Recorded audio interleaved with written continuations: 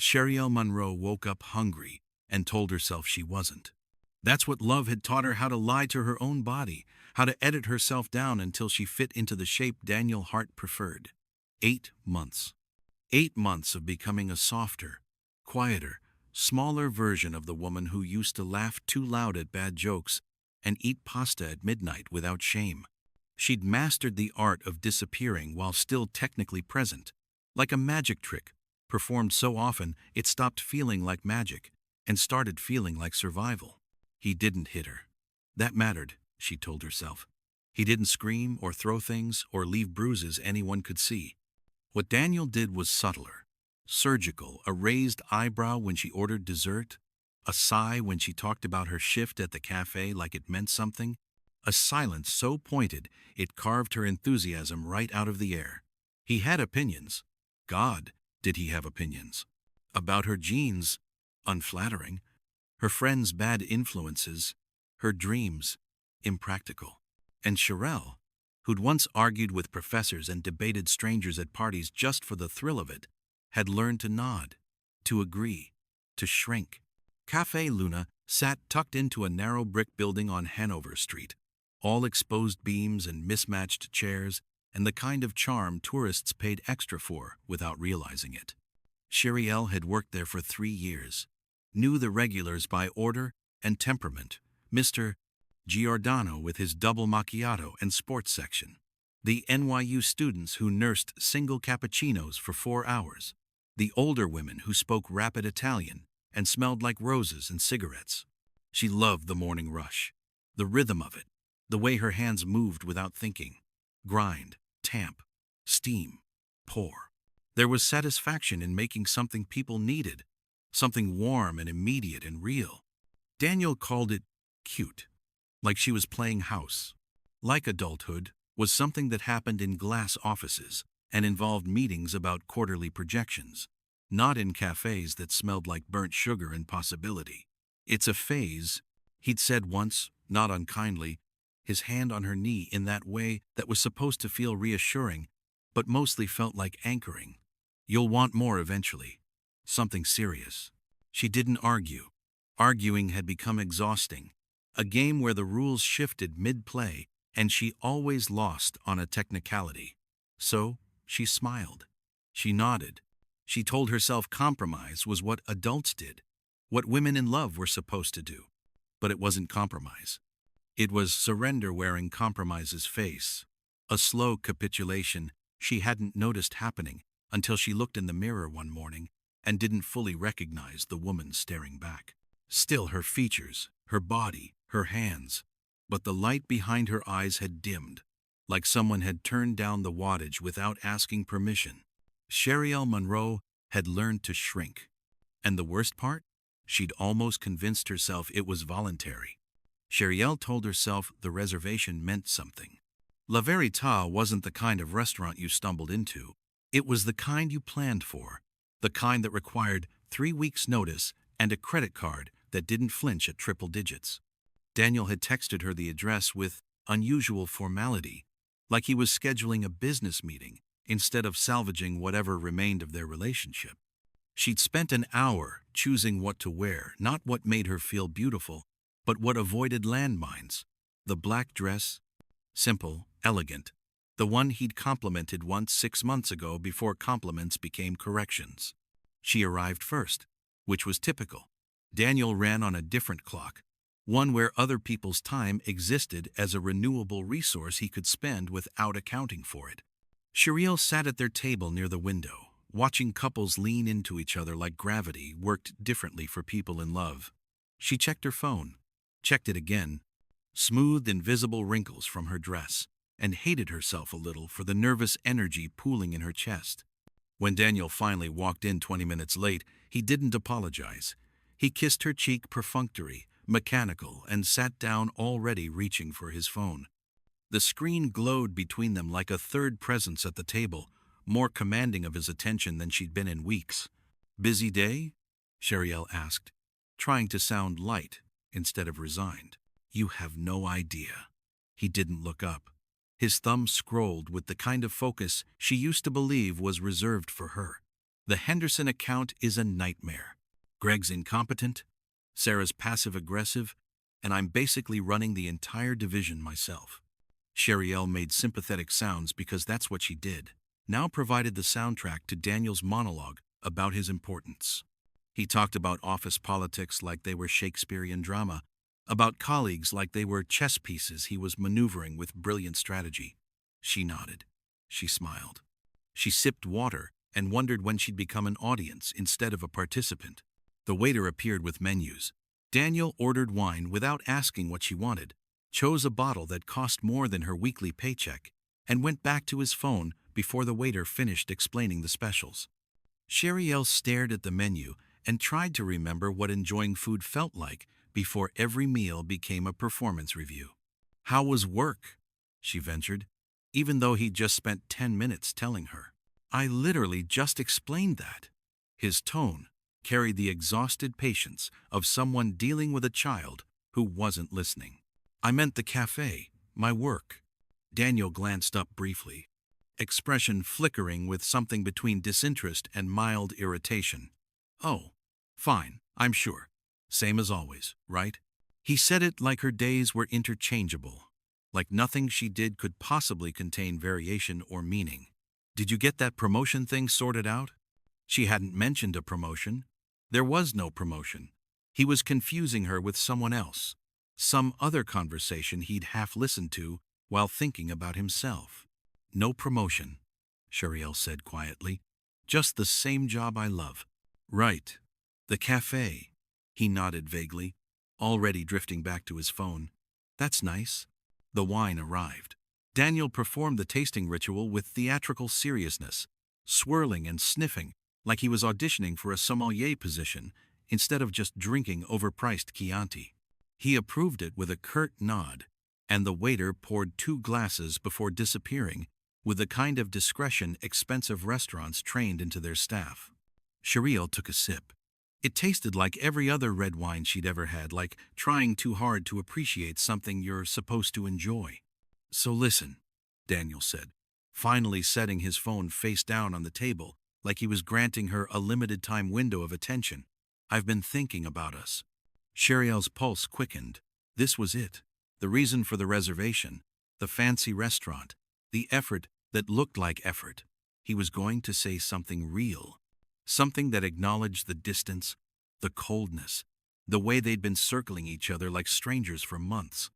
"I think," he continued, leaning back in his chair, with the confidence of a man delivering good news, "we should move in together." The words landed wrong. Not romantic, not warm, transactional. "Move in together?" Sheryl repeated, searching his face for signs of emotion and finding only calculation. "It makes sense financially. Your rent is ridiculous for that shoebox, and my lease is up in 2 months. We could get a bigger place, split costs, be smart about it." He smiled the smile he used in meetings when he'd already decided the outcome and was just waiting for everyone else to agree. "Plus, it'll be good for you. You spend too much time alone, overthinking everything. You need structure." Structure. Like she was a problem requiring organizational solutions.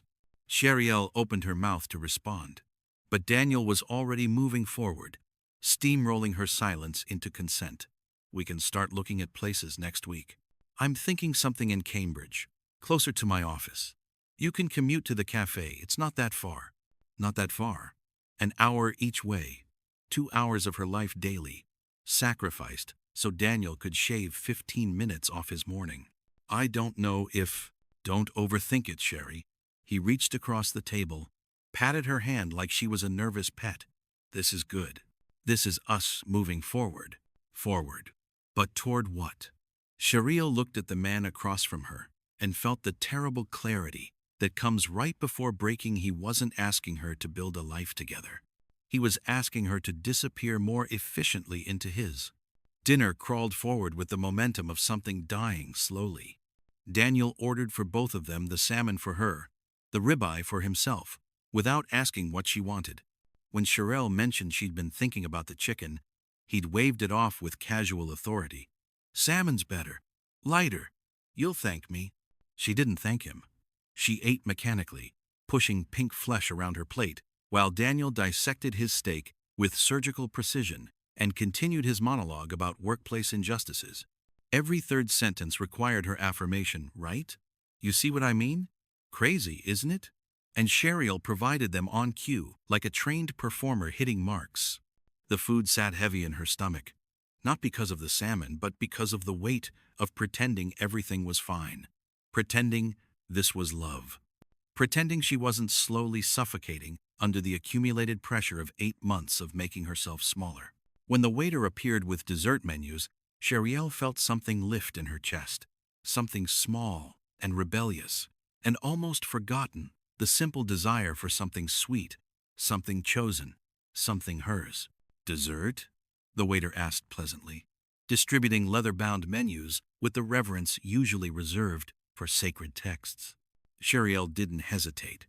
I'd love to see. Just the check, Daniel interrupted smoothly, not even glancing at the menu. We're good. The waiter nodded and disappeared.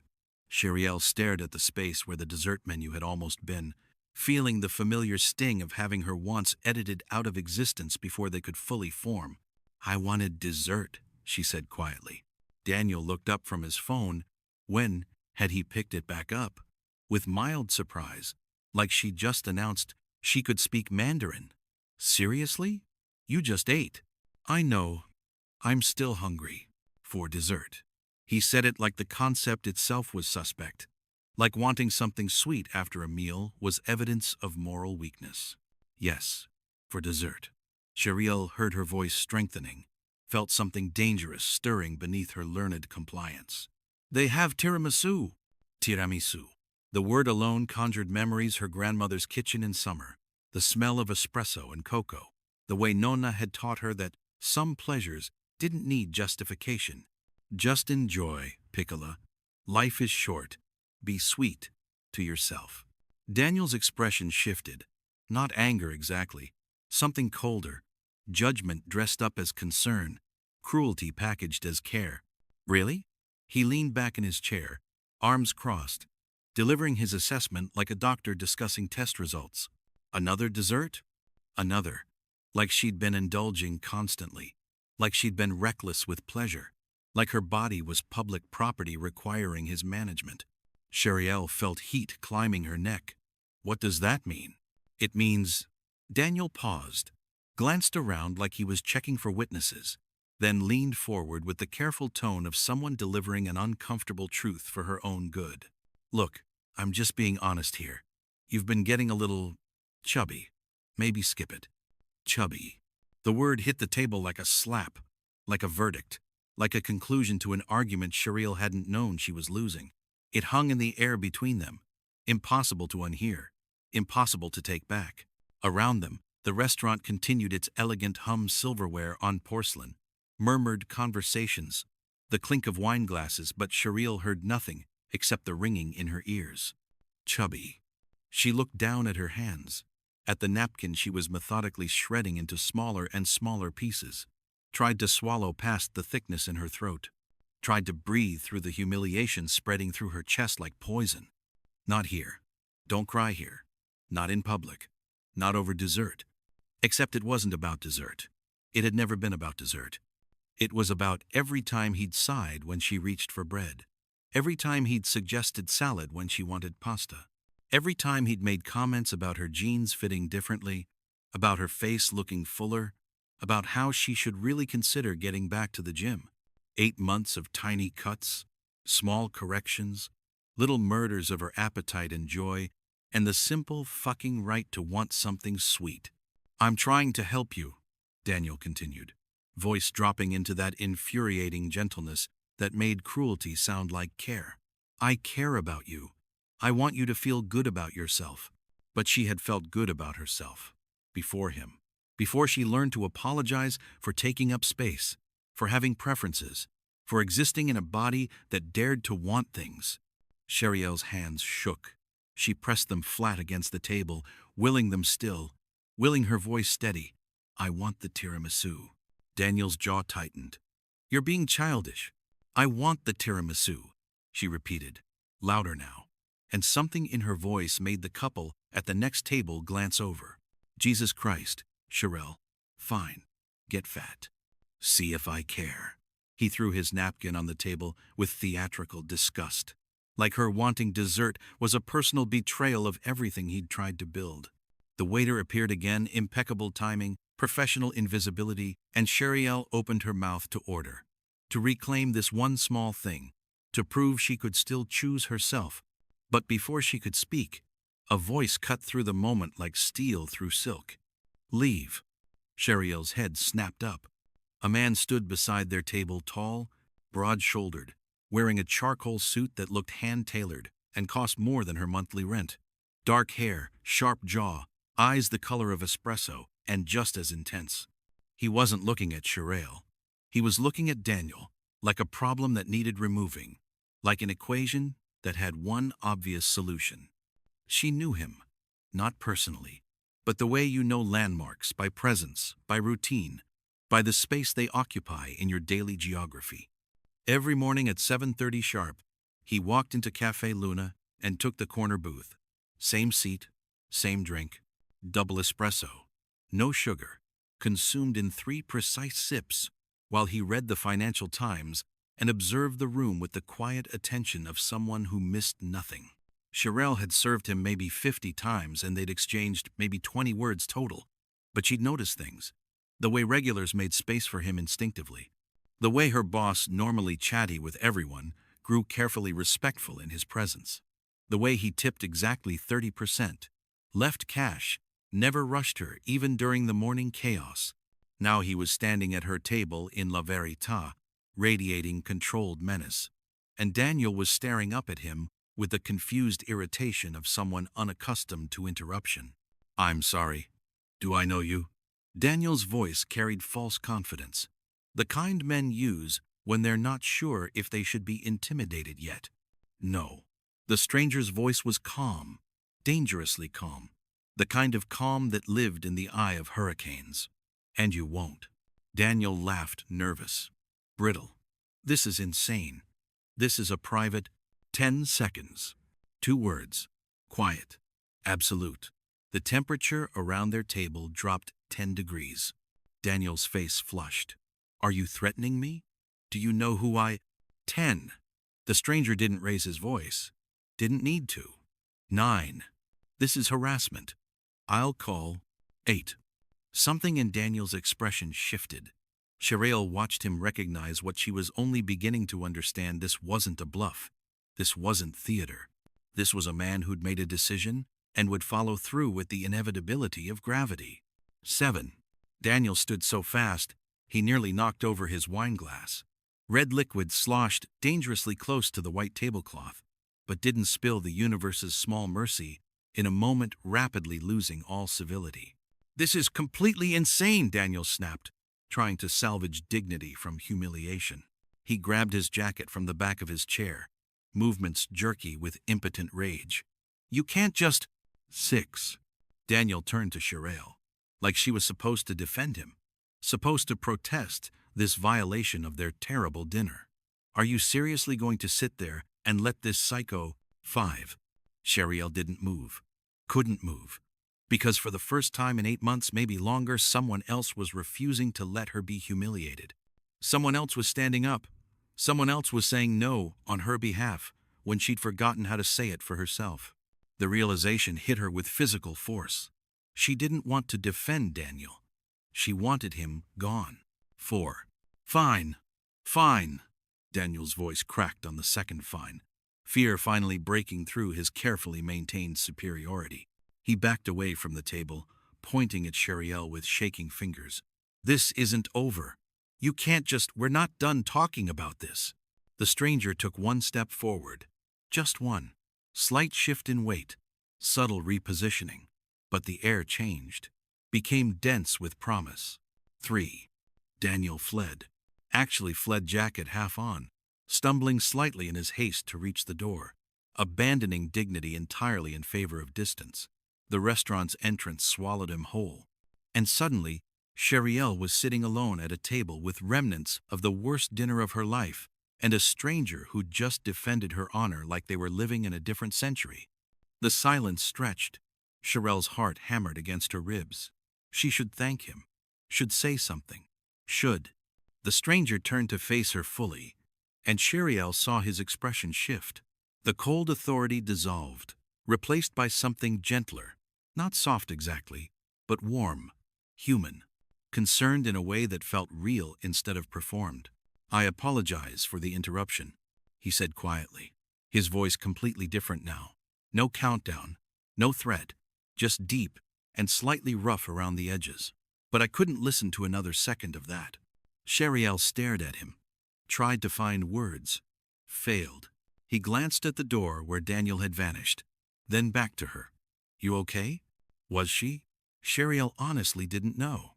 She felt shaky and relieved and humiliated and grateful and confused, all churning together in her chest like competing storms. "I don't." Her voice came out thin. She cleared her throat, tried again. "I don't know you." "No," he agreed, "but I know you." That should have been creepy. Should have set off every alarm bell women learn to keep perpetually armed. Instead, Sheryl just felt stunned, caught between fight or flight and a third option she couldn't name. "You're the morning regular," she said stupidly. His mouth curved, not quite a smile, but close. "Guilty, corner booth. 7:30. You make the best espresso in Boston." That's just knowing where I work. That's not knowing me." "You hum when you're nervous. Usually old jazz standards. Ella Fitzgerald. Billie Holiday. Your favorite is Summertime." He said it matter-of-factly, like he was reciting her coffee order. "You get flour on your left cheek every Tuesday, because that's when you help with the morning bake. You talk to the older Italian regulars in broken Italian, and they love you for trying. And you light up when someone orders the pistachio biscotti because you convinced your boss to add it to the menu, and you're proud of that." Cheryl's breath caught. Those weren't things you learned from casual observation. Those were things you learned from paying attention. Real attention. The kind Daniel had stopped offering months ago. "Who are you?" she whispered. He extended his hand. "Formal, old-fashioned, Giovanni Russo. Most people call me Gio." Sheryl took his hand automatically. His grip was warm, firm, careful. He held her gaze while they shook, and she realized his eyes weren't just brown, they were layered. Amber and mahogany, and something darker beneath, like looking into water that was much deeper than it first appeared. "Shery Monroe," she managed. "I know." He released her hand but didn't step back. "And you're perfect, exactly as you are. Don't let small men rewrite you." The words hit her chest like a punch. Sheryl felt something crack behind her ribs, not breaking, but breaking open. Like a door she'd bolted shut was suddenly swinging wide. "I should." She gestured vaguely at the table. The abandoned dinner. The disaster of the evening. "I need to pay. I should." "It's handled." Gio's voice was gentle, but final. "Dinner's taken care of, but you never got your dessert." Sheryl blinked. "What?" "Tiramisu." He said it like it was obvious, like it mattered. "You wanted tiramisu, and you should have it." Gio didn't ask if she wanted company. He pulled out the chair Daniel had abandoned and sat down with the easy confidence of someone who'd already made a decision and was simply waiting for the world to catch up. The waiter appeared instantly, faster than he'd responded to Daniel's demands all evening, with that particular attentiveness that comes from recognizing power. "Mr. Russo." The waiter's entire demeanor had shifted. More deferential. More real. "Good to see you." "Marco." Gio nodded like they were old friends. "The lady would like tiramisu. 2 orders. And bring the good bottle the Amarone we discussed last week." "Of course. Right away." Marco vanished with purpose. And Sheryl found herself alone at the table with a stranger who knew her coffee preferences and her nervous habits, and had just spent however much money to buy her the dessert her boyfriend, ex-boyfriend, had tried to shame her out of ordering. "You didn't have to do that," Sheryl said, though she wasn't sure which part she meant: the confrontation, the dinner, the dessert, all of it. "I know." Gio leaned back in his chair, studying her with that same quiet intensity she'd noticed every morning at the cafe. But I wanted to. Why? Because watching someone diminish you was intolerable. He said it simply, like it was the most natural thing in the world. And I don't tolerate things I find intolerable. Sheryel's laugh came out sharp, almost hysterical. You don't even know me. Not really. You know my coffee routine and my music taste. But that's not. I know you deserve better than that. Gio gestured toward the door where Daniel had fled. I know you deserve someone who looks at you like you're the most interesting person in the room, not an inconvenience interrupting his scroll through emails. I know you deserve tiramisu without guilt. The wine arrived deep red, expensive looking. Marco poured with ceremonial care, then disappeared again. Sheryel stared at her glass and felt herself teetering on the edge of something. Not falling, exactly. More like deciding whether to jump. He wasn't always like that, she heard herself say. Daniel. At the beginning he was different? Gio's voice was kind, but firm. They always are at the beginning. That's how it works. They show you one version, get you invested, then reveal the truth in increments small enough that you blame yourself for noticing. Sheryel's throat tightened. You sound like you've seen this before. I have, many times. And every time, it makes me angry. He paused, took a sip of wine. But tonight wasn't about anger. Tonight was about you remembering something. Remembering what? That you're worth defending. The tiramisu arrived before Sheryel could respond. 2 perfect squares of layered heaven. Cocoa dusted on top. The smell of coffee and cream and sugar hitting her like a homecoming. She stared at it and felt tears pressing behind her eyes. Go on, Gio said softly. It's yours. No commentary, no judgment, just pleasure. Sheryel picked up her fork. Her hand trembled slightly. She carved out a piece, layers of soaked ladyfingers and mascarpone, and brought it to her mouth. It tasted like childhood, like Nana's kitchen, like summer evenings and unconditional love and the radical act of enjoying something without apologizing for it. She took another bite, then another, and with each one, she felt something inside her straighten, strengthen. This was hers, this moment, this choice, this simple, sweet, perfect thing that nobody could take from her. Across the table, Gio watched her with something like satisfaction, not ownership, not possession, just genuine pleasure in witnessing someone reclaim themselves, one forkful at a time. Tell me something true, he said after a moment. Sheryel looked up, confused. What? Something true about yourself. Something he made you forget. She should have refused, should have maintained boundaries, kept walls up, protected herself from this stranger's dangerous kindness. But the tiramisu was melting on her tongue, and Gio was looking at her like she mattered. And Sheryel was so tired of lying. I want to open a bakery, she said quietly. A real one. Not just working in someone else's cafe, but building something that's mine. I have the recipes, Nana's recipes, my own experiments. I have the name picked out, the menu planned. I've been saving for 3 years. What's stopping you? Sheryel laughed bitterly. Daniel said it was impractical. Said the failure rate for new restaurants is astronomical. Said I should focus on realistic goals. Maybe take some business courses. Wait until I had more experience. So I waited. And saved. And told myself he was probably right. He wasn't. Gio's voice was absolute. He was threatened.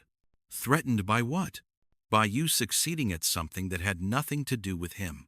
By you building something he couldn't control or claim credit for. By you being more than the small version of yourself he needed you to be. Gio leaned forward slightly. Weak men fear strong women. So they spend their time trying to convince those women they're weak too. Sheryel set down her fork. How do you know all this? Because I pay attention. And because... He hesitated, something flickering across his face. Not quite vulnerability, but close. Because I've spent 6 months watching you shrink in real time, and it was killing me. 6 months? Since he started showing up at the cafe? Since I watched you change the way you laugh? The way you move, the way you take up space in a room. Gio's jaw tightened. Since I watched you become a ghost of yourself and couldn't do anything about it. Until tonight. Sheryel's pulse hammered. You watched me for 6 months and didn't say anything? What was I supposed to say? Hello? I'm a stranger who's noticed you're in a terrible relationship.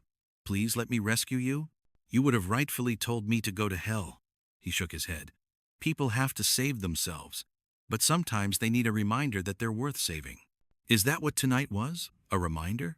Tonight was me reaching my limit on watching you be disrespected. Gio picked up his wine glass, studied the liquid like it held answers. And maybe it was selfish. Maybe I just wanted an excuse to talk to you like you're a person, instead of just the woman who makes my coffee. Sheryel laughed, real laughter this time, not the brittle performance she'd perfected with Daniel. This is insane. This whole night is insane. Probably. Gio smiled, and it transformed his face completely. Warmth, humor, something playful beneath the intensity. But how's your tiramisu? Sheryel looked down at her plate. She'd eaten almost all of it without realizing, too caught up in conversation to track her consumption. No guilt, no second guessing. Just pure, uncomplicated enjoyment. Perfect, she admitted. Good. Gio raised his glass. To perfect things, and to the courage to want them. Sheryel lifted her own glass, felt the weight of it, the promise. I don't know what I'm doing. Nobody does. We just decide what we want and move toward it. Everything else is improvisation. They drank. The wine was rich and complex and probably cost more than Sheryel made in a week, but it felt earned somehow, like she'd survived something and this was the celebration. Can I ask you something? Sheryel said after a moment. Anything. What do you do? For work? Gio's expression shifted, not closed exactly, but careful. I run a family business. Import-export. Logistics. Very boring. Mostly paperwork. It was a lie. Or at least an incomplete truth. Sheryel could hear it in the way he delivered the words. Too practiced. Too smooth. But she didn't push. Not tonight. Tonight was already too much. Too fast. Too overwhelming. And you come to Cafe Luna every morning for the espresso? She asked instead.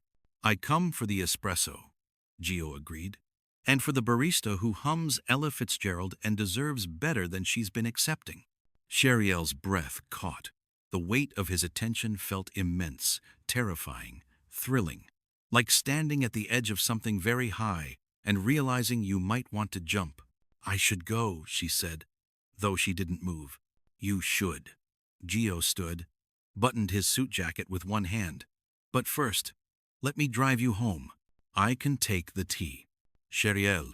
He said her name like it meant something. Let me drive you home. Please. And because the night had already broken every rule, because Daniel was gone and the tiramisu was finished and something in her chest felt lighter than it had in months, Sheryel nodded. Okay. Gio's smile was soft, genuine. Okay. As they walked toward the exit, Sheryel glanced back at the table at the remains of the worst dinner of her life that had somehow transformed into the beginning of something else entirely. Behind them, Marco was already clearing plates and resetting the table, erasing evidence of Daniel's existence with efficient professionalism. Sheryel didn't look back again. Sheryel's phone started buzzing at 2 a.m. She'd been lying awake anyway, staring at the ceiling of her studio apartment, replaying the entire night in fractal detail. Daniel's face when Gio started counting. The taste of tiramisu.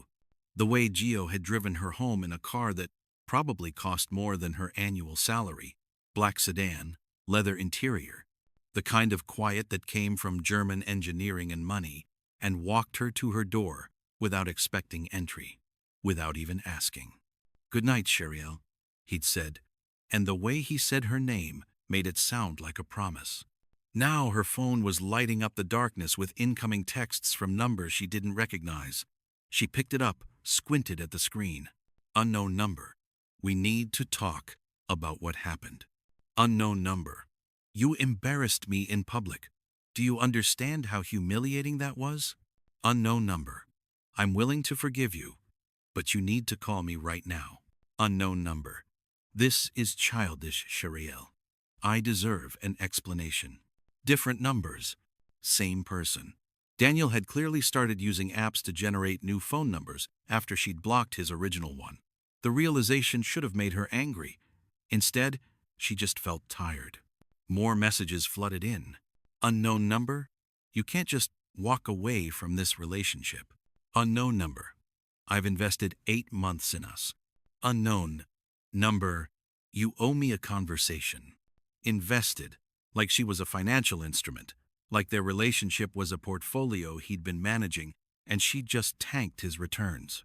Shery read through the messages twice, feeling something crystallize in her chest. Not anger. Clarity.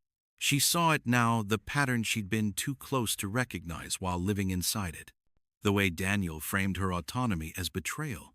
The way he positioned his humiliation as her responsibility. The way he demanded access to her like it was a right he'd purchased with 8 months of slowly grinding her down. She opened her phone's settings, blocked the first number, then the second, then the third. Worked her way through all 7 numbers he'd generated. Each block, a small act of reclamation. With each tap, she felt lighter, freer. Like deleting weight she'd been carrying so long she'd forgotten what it felt like to move without it. When she was done, Shery set her phone face down on the nightstand and stared at the ceiling again. But this time, instead of replaying the night, she let herself imagine tomorrow walking into Cafe Luna, making espresso, existing in her own life, without constantly editing herself to fit someone else's expectations. She fell asleep smiling. Morning came bright and cold. Shery dressed carefully, not for anyone else, just for herself. Her favorite jeans, the ones Daniel had said made her look frumpy. A sweater the color of burnt orange that he'd claimed washed her out. She looked in the mirror and saw someone she vaguely remembered being before she learned to disappear. She arrived at Cafe Luna early, 45 minutes before her shift started. The morning crew was already prepping Santo grinding beans, Maria pulling fresh cornetti from the oven, the familiar rhythm of a space getting ready to welcome the day. "You're here early," Santo called from behind the counter. Her boss was 60, broad-shouldered, with the kind of face that smiled easily but noticed everything. "And you look different." "Different how?" He studied her, head tilted. "Lighter, like you're not carrying something heavy." Shery felt her throat tighten. "I broke up with him." "Good." Santo said it without hesitation, with the firm approval of someone who'd been watching and worrying. "That boy was making you small. You're better without him." Maria appeared from the back, dusting flour from her hands. "Santo's right. You shine brighter when you're not dimmed." She kissed Shery's cheeks in the Italian way, affectionate and matter-of-fact. "Now, put on your apron. The morning rushes wait for no one." Shery tied her apron, stepped behind the counter, and let the familiar routine ground her. Beans into grinder, tamp pressure, steam wand angle. The small, technical meditations that required just enough focus to quiet the anxious chatter in her mind. At exactly 7:30, the door opened. Shery's hands stilled on the espresso machine. She didn't have to look to know who it was. The bells chime, the subtle shift in air pressure, the way conversations at nearby tables softened instinctively. Gio walked to the counter instead of his usual booth. Their eyes met. His were warm, questioning, careful not to assume anything about last night or what it meant or where they went from here. "Good morning," he said quietly. "Good morning." Shery heard her voice come out steady, genuine. "Double espresso?" "Please." He paused, then added, "How are you?" Such a simple question, but the way he asked it, like he actually wanted to know, like her answer mattered, made it feel weighted with care. "I'm okay," Shery said. Then more honestly, "I'm better." Gio's mouth curved into a smile that reached his eyes. "Good. That's good." She made his espresso with particular attention, making sure the crema was perfect, the temperature exact. When she slid it across the counter, their fingers brushed briefly. The contact felt electric, intentional, full of possibility. Thank you, Gio said, though they both knew he meant for more than just coffee. Thank you, Sheryl replied, and meant the same. He took his espresso to the corner booth, settled in with his Financial Times, and became part of the morning landscape again. But everything felt different now. The air between them hummed with awareness, with the shared knowledge of last night, with the unspoken question of what happened next. Sheryl worked through the morning rush with unusual energy. She hummed while she steamed milk Ella Fitzgerald.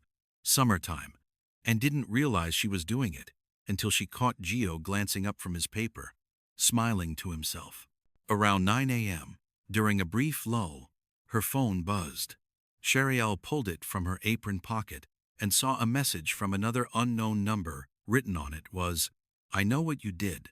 Blocking me doesn't change what you are. You're nothing without me.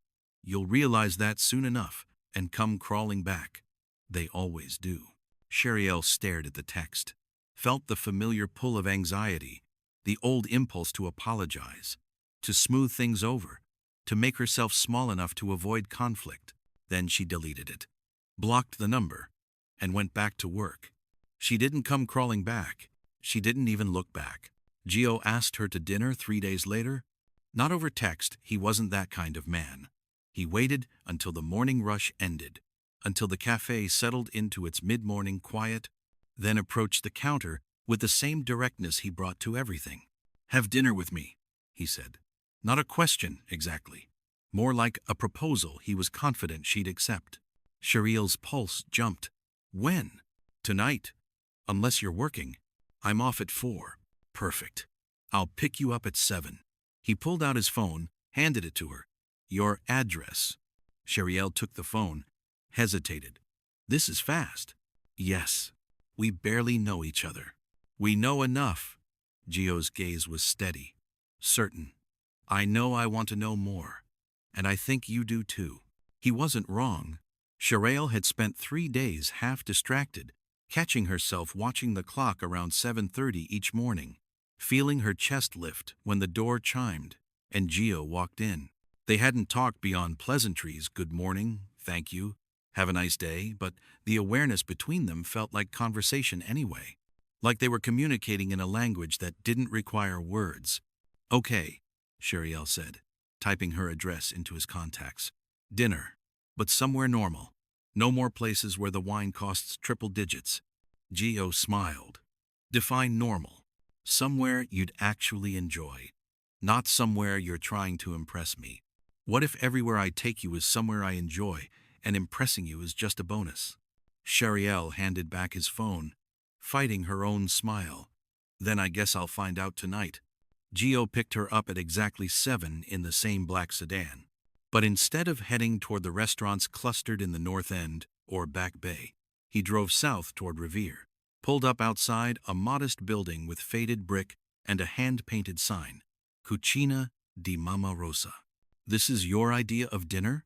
Sheryl asked, though she was already charmed. "This is the best food in Boston," Gio replied, opening her door with old-fashioned courtesy. "And Rosa will adopt you if you eat enough of her lasagna. Fair warning." Inside, the restaurant was small, warm, smelling like garlic and tomatoes and bread baking. Maybe 10 tables total, most already occupied by families and couples who looked like regulars. An older woman spotted them from across the room, and her face lit up like sunrise. "Giovanni!" She rushed over, all 5 feet of her, and grabbed Gio's face between both hands, kissing his cheeks with enthusiastic affection. "Too long! You stay away too long!" "I'm sorry, Rosa. Work's been busy." "Work, work, always work." She swatted his arm, then turned her sharp eyes on Sheryl. "And who is this beautiful girl you finally bring to see me?" "This is Sheryl. Sheryl, this is Rosa. She's been feeding me since I was 12. Rosa's expression softened into something knowing, maternal. She took Sheryl's hands, squeezed them warmly. "Sheryl, beautiful name. You sit, you eat, you tell me if this one is treating you right. If he's not," she mimed, hitting Gio with a wooden spoon, "I fix him." They were led to a corner table. Gio's back to the wall, Sheryl noticed. eyes scanning exits even as he smiled and relaxed into conversation. The habit of someone who'd learned to be careful, to watch, to never fully let his guard down. Rosa brought wine without asking, brought bread still hot from the oven, brought small plates of antipasti that appeared like magic and tasted like childhood and safety and love expressed through food. "So," Sheryl said, breaking off a piece of bread, "you've been coming here since you were 12? My uncle brought me. After my parents died." Gio said it matter-of-factly, but Sheryl heard the weight beneath the words. "Rosa fed me, asked no questions, made sure I knew at least one place in the world was safe. I'm sorry. About your parents. It was a long time ago." He poured wine for both of them, movements precise and practiced. "But it taught me something important." "What?" "That the people who matter aren't the ones who share your blood. They're the ones who show up, who feed you when you're hungry, who defend you when you're vulnerable, who see you as you are and decide that's enough." Sheryl felt the words land somewhere deep in her chest. "Is that what you did? For me? At La Verita?" "I showed up," Gio said simply. "The rest was you deciding you deserved better. But you helped me decide that. Maybe. Or maybe you already knew and just needed permission to act on it." Their food arrived, plates piled high with lasagna and chicken marsala, and vegetables roasted in olive oil and herbs. Rosa hovered, making sure they had everything, shooting Gio meaningful looks that made him smile with genuine warmth. They ate and talked, and Sheryl found herself relaxing in ways she hadn't in months. Gio didn't dominate conversation. He asked questions, real questions, ones that required thought and honesty, and listened to her answers like they mattered. He told stories about growing up in Boston, about the neighborhood kids he ran with, about learning to navigate a world that required both toughness and strategy. He didn't talk about his current work beyond vague mentions of family business and logistics, and Sheryl didn't push. Not because she wasn't curious, but because she recognized the careful boundaries he'd drawn and decided to respect them. "For now, can I ask you something?"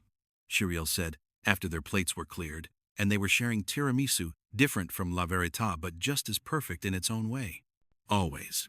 "Why me? Really? Not the stuff about coffee and humming. Why did you notice me specifically?" Gio set down his fork, considered the question seriously. "Because you were light in a dark room.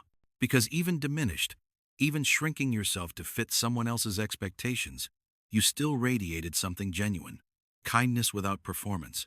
Joy that wasn't manufactured. Strength you didn't even recognize you had."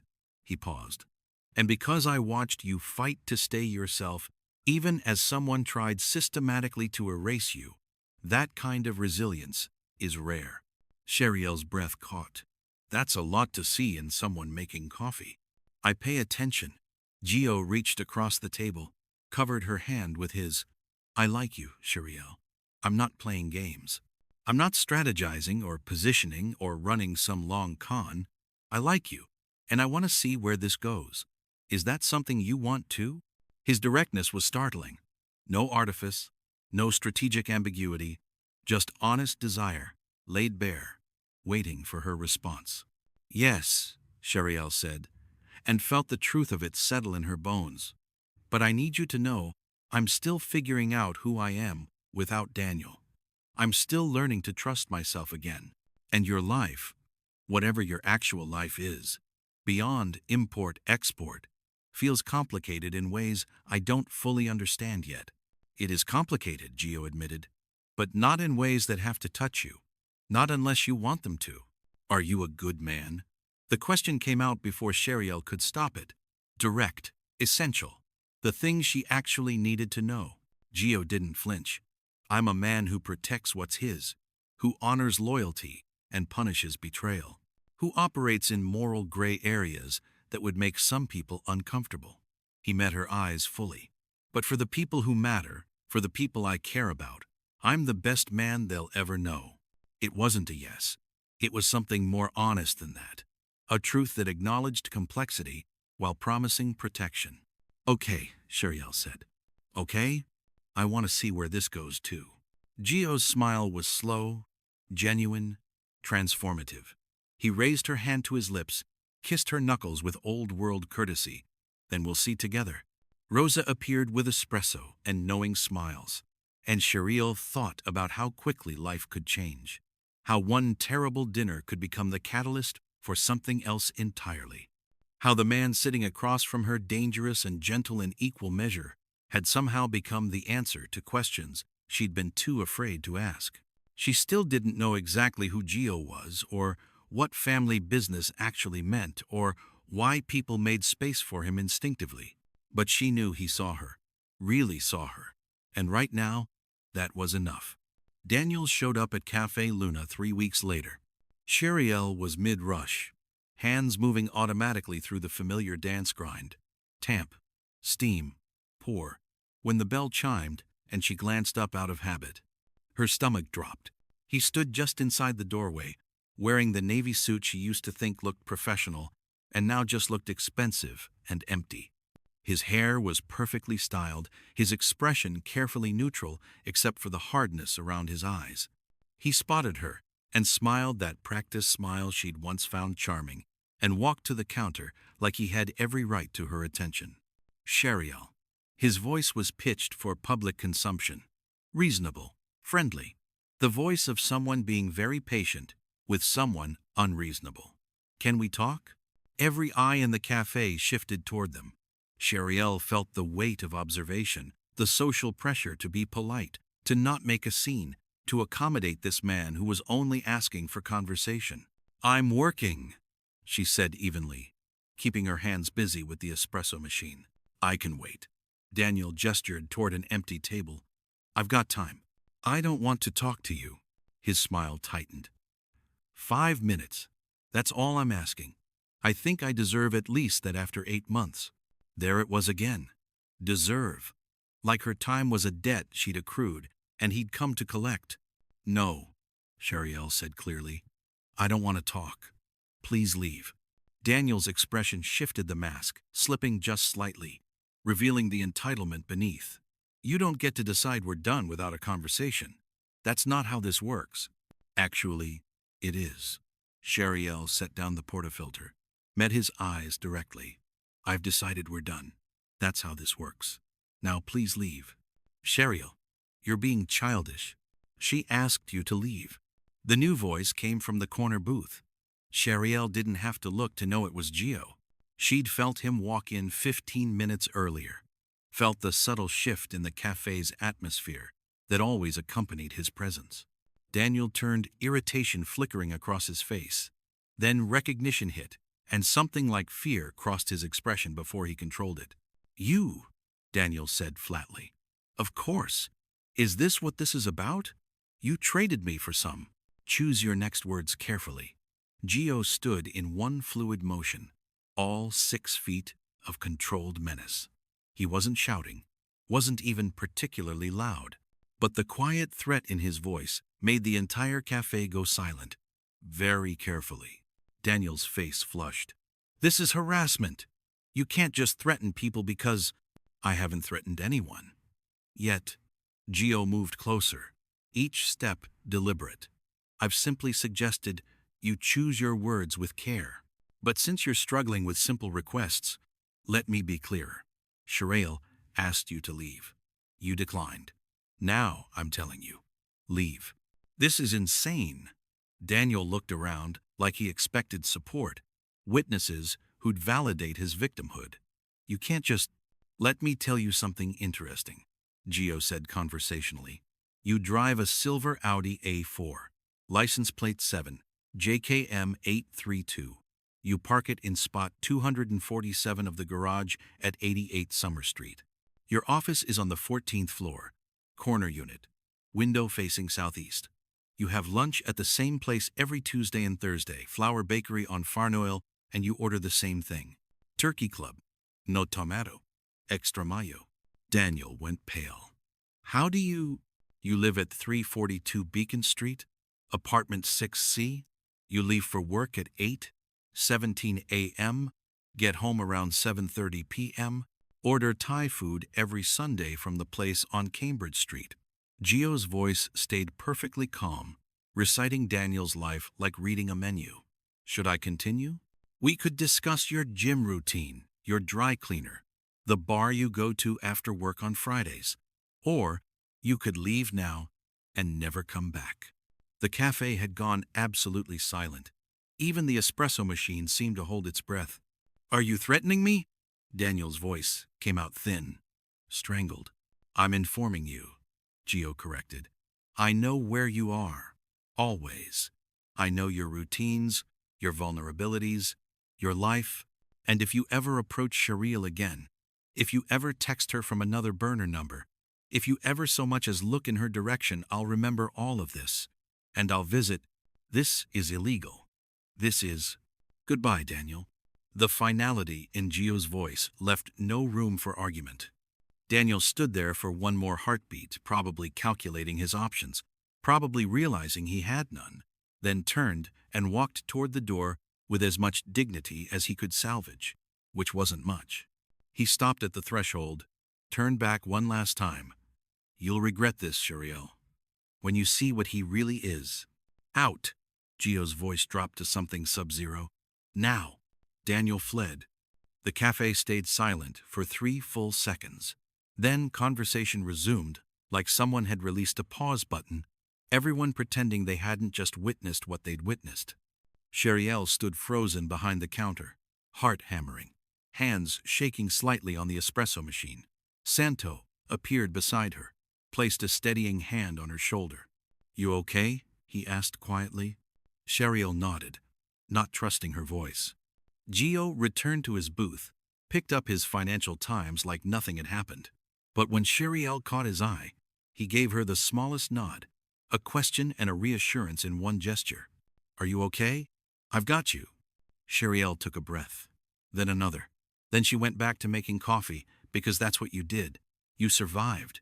You endured. You kept moving forward. But something had shifted, something fundamental. She wasn't afraid anymore. That night, Gio took her to his penthouse. Sheryl had expected something ostentatious, all glass and chrome and the kind of wealth that needed announcing. Instead, she found warm wood, comfortable furniture, books everywhere, and art that looked collected over time rather than purchased by designers. It felt lived in, real. He poured wine, something red and expensive that probably had a story, and they stood by floor-to-ceiling windows overlooking the harbor, the city lights reflecting off dark water like fallen stars. Tell me about the bakery, Gio said. Sheryl blinked. What? Your bakery. The one you want to open. Tell me about it. Why? Because I want to know. Because dreams matter. Because he turned to face her fully. Because I think it's time you stopped waiting for permission to want things. So Sheryl told him. Everything. The name she'd chosen, Nana's, after her grandmother who'd taught her that food was love, made tangible. The menu she'd been perfecting for years. Traditional Italian pastries with her own innovations. The vision of warm brick walls and large windows. Of people gathering over cornetti and espresso. Of creating the kind of space that felt like home. She told him about the savings account she'd been building slowly, painfully. About the location she'd scouted in the South End. Perfect, but probably too expensive. About how Daniel had made her feel stupid for dreaming, impractical for planning, naive for believing she could succeed. Gio listened without interrupting. When she finished, he was quiet for a long moment. What if you opened it now? He finally said. Sheryl laughed. I don't have nearly enough. What if I invested? The word hung between them, heavy with implications. No, Sheryl said immediately. I can't let you. Why not? Because we've known each other 3 weeks. Because that's too much. Because I won't be someone's kept woman or project or... Sheryl. Gio set down his wine glass, took both her hands. This isn't charity. This is investment. You have the recipes, the vision, the skill. I have the capital. We structure it properly. Contracts, terms, equity shares. You maintain control. I get a return if it succeeds. And it will succeed. Because you're brilliant at what you do. You don't know that. I know you. I know how you work. I know the way regulars come back day after day, not just for the coffee, but because you make them feel seen. His grip tightened slightly. I believe in you. The question is whether you believe in yourself enough to accept help. Cheryl's eyes burned. This is crazy. Probably. But why not now? Why wait? Life's short, Sheryl. Too short to defer dreams because some asshole convinced you they weren't worth pursuing. She looked at him. This dangerous, careful man who'd defended her in public, who'd threatened her ex with knowledge that should have been terrifying, who was now offering to fund her dreams with contract terms and equity shares like it was the most natural thing in the world. I need to think about it, she said. Take all the time you need. Gio released her hands. Step back to give her space. But while you're thinking, remember this. You deserve good things. You deserve support. You deserve someone betting on you, the way you've spent years betting on yourself. 3 months later, Sheryl stood in the middle of her bakery. Nona's. The sign hung above the door, in elegant script, backlit so it glowed warm against the brick. Inside, everything was exactly how she'd imagined it. Exposed brick walls, marble counters, industrial shelving displaying fresh bread and pastries, large windows flooding the space with light, the smell of butter and sugar and possibility. Gio had been true to his word. Contracts, terms, partnership agreements that protected both of them. He'd provided capital, introduced her to contractors who worked quickly and well, helped navigate permits and licenses with the kind of efficiency that suggested he had connections Sheryl didn't ask about. But he'd never interfered, never questioned her choices, never made her feel like she owed him anything beyond what was written in their contract. Opening day was chaos. Beautiful, overwhelming chaos. The line stretched out the door by 6 a.m. Neighbors, regulars from Cafe Luna, food bloggers who'd somehow heard about the new Italian bakery with the 70-year-old family recipes. Sheryl worked the counter with Maria, who'd left her old job to join this new venture, while Santo managed the back, pulling fresh pastries from ovens and shouting updates in rapid Italian. By noon, they'd sold out of almost everything. The cases were empty, except for a few lonely sfogliatelli and some anise cookies. Sheryl's feet ached. Her hair had escaped its bun, and she had flour on both cheeks instead of just the left one. She'd never been happier. Around 2 p.m., when the rush finally slowed, Sheryl looked up and saw Gio standing in the doorway, not coming in, just watching.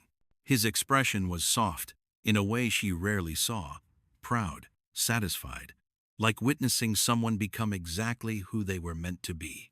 Their eyes met across the bakery. Sheryl smiled, and Gio smiled back.